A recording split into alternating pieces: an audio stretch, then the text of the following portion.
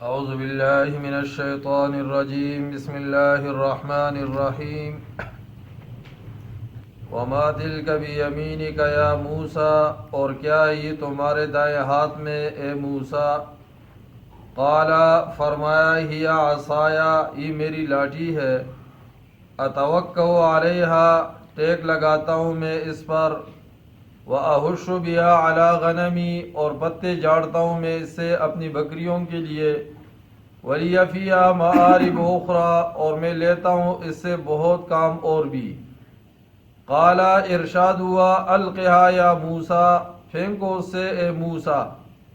فالقاها، پس پھینک دیا اس کو موسیٰ علیہ السلام نے، فاذا ہی حیۃ تسعی، تو یکا یک ہو گئی وہ ایک سانپ جو دوڑ رہا تھا۔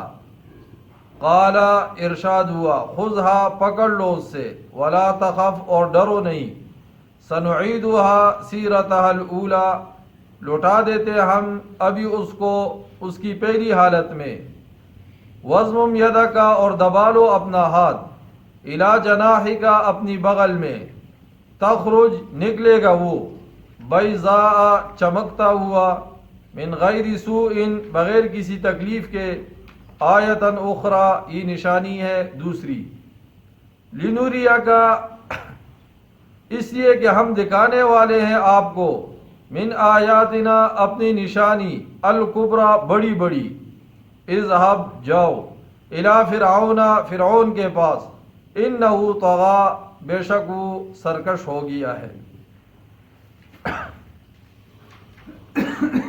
آج کے درس کے اندر موسیٰ علیہ السلام کے دو معجزات کا ذکر ہے۔ انبیاء علیہ السلام کو معجزات اس لیے دیے جاتے ہیں، یہ ان کی نبوت کے اوپر دلیل ہوتی ہے، یہ معجزہ ہے لہذا یہ پیغمبر ہے۔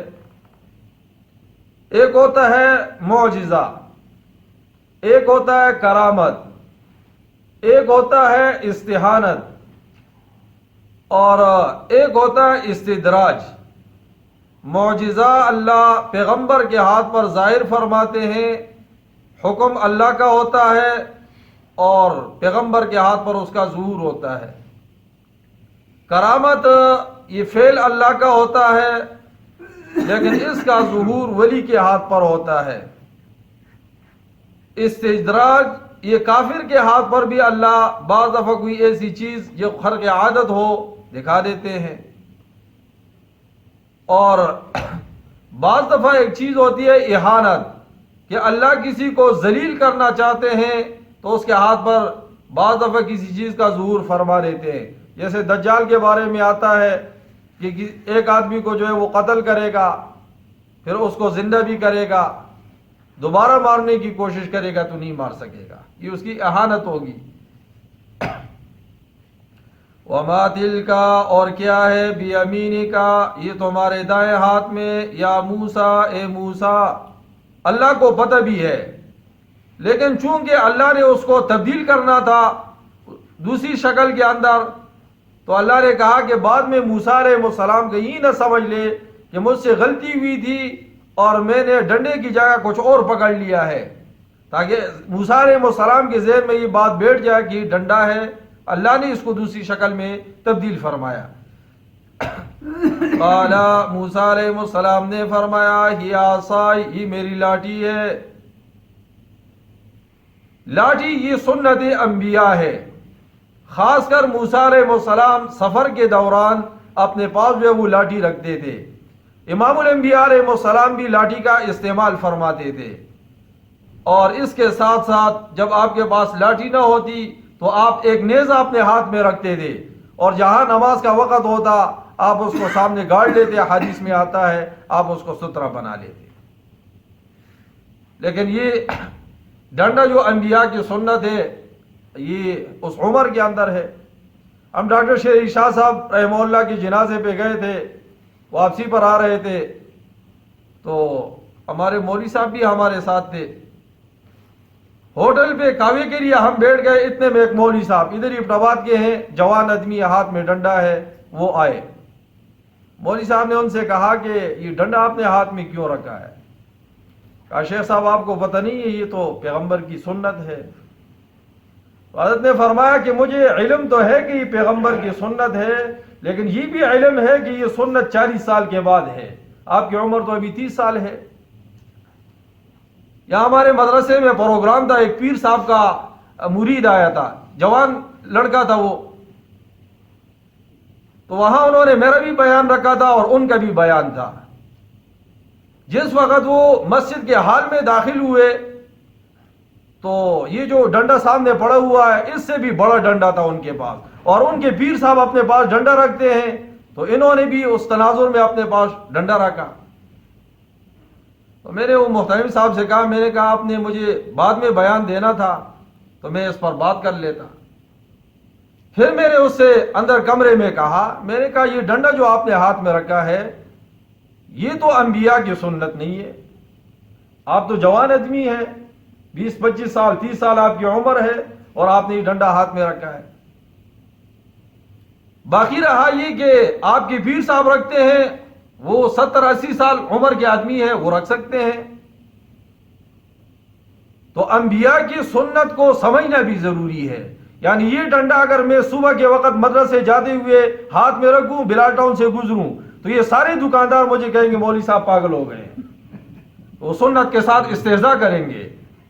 اس لیے علماء نے لکھا ہے کہ اگر آپ کسی شادی حال میں جائے اور سارے لوگ جو ہے کھڑے ہو کر کھانا کھا رہے ہو اور آپ کہے کہ پیغمبر کی سنت ہے بیٹھ کر کھانا، اور آپ جا کر پلیٹ ہاتھ میں لے کر ایک کونے میں بیٹھ جائے اور آپ کے ساتھ کچھ نوجوان ہنس پڑے کہ دیکھو یہ صوفی صاحب بیٹھ کر کھانا کھا رہا ہے، تو فقہا نے لکھا ہے کہ اس وقت سنت پر عمل نہ کرو، اس وقت فرض پر عمل کرو، کیونکہ جب وہ سنت کے ساتھ مذاق کریں گے تو وہ اسلام سے خارج ہو جائیں گے۔ تو لہٰذا تم بھی کھڑے ہو کر کھانا کھا لو، تم بھی کھڑے ہو کر کھانا کھا لو۔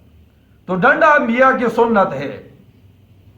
موسیٰ علیہ السلام نے جواب میں فرمایا یہ میرا ڈنڈا ہے، اتوکا علیہا، ٹیک لگاتا ہوں میں اس پر۔ حالانکہ جواب تو اتنی ہی تھا نا کہ تیرے ہاتھ میں کیا ہے، جواب میں ڈنڈا ہے، لیکن موسیٰ علیہ السلام کلام کو لمبا کر رہے ہیں، آپ کو مزہ آ رہا ہے کہ کیا اللہ میرے ساتھ ہم کلام ہے۔ واہش بیا، اور پتے جاڑتا ہوں میں اس سے، علی غنمی، اپنی بکریوں کے لیے، ولی فیہا مآرب اخری، اور میں لیتا ہوں اس سے بہت کام اور بھی لیتا ہوں، یعنی دشمن کے مقابلے میں بھی یہ کام آتا ہے۔ اور اس کے ساتھ ساتھ اگر کوئی درندہ سامنے آ جائے تو اس کو مارنے کا کام بھی آتا ہے، اور اگر سانپ راستے میں آ جائے تو اس کو مارنے کا کام بھی آتا ہے۔ قال القیہا، اللہ نے فرمایا پھینکو اس کو، یا موسیٰ، اے موسیٰ، فالقاہا، پس پھینک دیا اس کو موسیٰ علیہ السلام نے، فَإِذَا هِيَ حَيَّةٌ تَسْعَىٰ، یکایک ہو گئی وہ ایک سانپ جو دوڑ رہا تھا۔ ایک ہے اژدہا اور ایک ہے سانپ۔ حیہ کا معنی چھوٹا بڑا سانپ، اور جو اژدہا ہے اس کے لیے قرآن میں دوسری جگہ ایک اور لفظ استعمال ہوا ہے، ثعبان کا لفظ استعمال ہوا ہے۔ قال خذها، ارشاد ہوا پکڑ لو اس کو، ولا تخف، اور ڈرو نہیں۔ مفسرین فرماتے پیغمبر تو ڈرتے نہیں ہیں، اللہ کہتے ڈرو مت۔ کہا کہ اگر خوف اللہ کی طرف سے ہو تو پھر پیغمبر بھی ڈرتا ہے، اور اگر خوف مخلوق کی طرف سے ہو تو پھر پیغمبر نہیں ڈرتا۔ ابراہیم علیہ السلام کے کپڑے اتارے گئے، آپ کو رسیوں سے باندھ کر آگ میں ڈالا گیا، لیکن آپ ڈرے نہیں ہیں۔ تو پیغمبر اگر خوف اللہ کی طرف سے ہو تو ڈرتے ہیں، اور اگر خوف مخلوق کی طرف سے ہو تو پھر نہیں ڈرتے۔ اور یہاں ڈر بھی ایک فطرتی تقاضا ہے کہ ہر انسان میں اللہ نے خوف رکھا ہے کہ اگر ایسا اچانک کوئی معاملہ ہو جائے تو انسان ڈرتا ہے۔ سنعیدها، لٹا دیتے ہم ابھی اس سے، سیرت الاولی، اس کی پہلی حالت میں۔ اللہ نے فرمایا اے موسیٰ اس کو ذرا پکڑ لو۔ آپ موسیٰ علیہ السلام گھبرا رہے ہیں۔ اب مفسرین نے لکھا آپ نے ہاتھ پر کپڑا لپیٹا، اللہ نے فرمایا پکڑنا بھی ہے تو سر سے پکڑنا ہے، آگے منہ کی طرف سے۔ موسیٰ علیہ السلام ڈر ڈر کے ہاتھ آگے کر رہے ہیں، جو ہی ہاتھ وہاں تک پہنچا تو وہ بے جان ڈنڈا پھر بن گیا۔ اب دیکھو ایک ہے یہ جو بازار میں لوگ ہوتے ہیں نا اور بہت ساری چیزیں مداری جو لوگ ہیں، یہاں اللہ ایک مسئلہ سمجھانا چاہتے ہیں کہ دیکھو ڈنڈا ایک نفع کی چیز ہے جس کے آپ فائدے گن رہے تھے، اس سے نقصان والی چیز بنانا یہ میرا کام ہے، اور نقصان والی چیز جب میں نے بنایا تو اس سے دوبارہ ڈنڈا فائدے والی چیز بنانا یہ میرا کام ہے۔ یہ جو جماعت کے ساتھی کہتے ہیں نا نفع نقصان اللہ کے ہاتھ میں ہے، نقصان سے اللہ نفع دیتے ہیں، نفع سے اللہ نقصان ہے، وہی فلسفہ ہے، وہ دعوت یہاں سے ہے۔ دوسرا معجزہ وَاضْمُمْ يَدَكَ، اور دبا لو اپنا ہاتھ، اِلَى جَنَاحِكَ، اپنی بغل میں، تخرج نکلے گا وہ بیضاء چمکتا ہوا، من غیر سوء بغیر کسی تکلیف کے، آیتن اخری، یہ نشانی ہے دوسری۔ بغل میں ہاتھ دیتے تھے جب نکالتے تھے تو وہ سورج کی طرح چمکتا تھا۔ اب ایک سفیدی وہ ہوتی ہے جو برس کی بیمار ہے، مفسرین فرماتے ہیں نہ قدیم زمانے کے اطباء کے پاس اس کا علاج تھا نہ آج اس کا کوئی علاج ہے، لیکن یہ وہ بیماری نہیں تھی، آپ جب ہاتھ نکالتے تھے تو وہ چمکتا ہوا نظر، یہ آپ کا معجزہ تھا۔ لِنُرِيَكَ مِنْ آيَاتِنَا الْكُبْرَى، اس لیے کہ ہم دکھانے والے تم کو اپنی نشانیاں بڑی بڑی، یہ بھی نشانیاں ہیں اور بھی نشانیاں آپ کو دکھائیں گے۔ اب یہ نبوت کل کے درس میں بتایا، راستے میں نبوت مل گئی، نبوت جب مل گئی تو آپ نے توحید کا سبق پڑھایا سب کو کہ اللہ ایک ہے، اس کی عبادت کرو، اور پھر یہ معجزات آپ کو دیے گئے، کہا اب آپ جاؤ، بڑا سرکش آدمی ہے، اذهب الى فرعون، جاؤ فرعون کے پاس، انه طغى، بے شک وہ سرکش ہو گیا ہے، وقت کا بادشاہ ہے، تنہا موسیٰ علیہ السلام کو دعوت دی کہ آپ جاؤ۔ اس لیے داعی جو ہے وہ ڈرتا نہیں ہے، جہاں مجلس میں جاؤ اپنی دعوت پیش کرو، دو چار باتیں وہاں مجلس کے حساب سے کرو اور اس کے بعد اپنی دعوت پیش کرو۔